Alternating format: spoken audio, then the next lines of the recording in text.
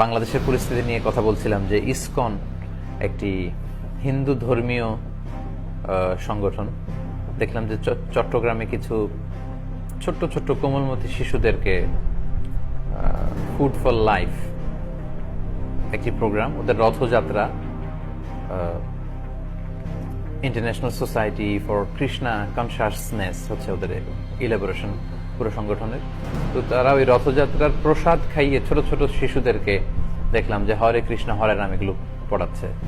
তো এটা খুবই দুঃখজনক এবং খুবই অ্যালার্মিং আমাদের জন্য।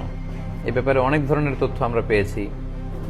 আমরা কোথাও শুনেছি যে শুধুমাত্র হিন্দু শিক্ষার্থীদেরকে খাওয়ানো হয়েছে, এতে আমাদের কোনো আপত্তি নেই।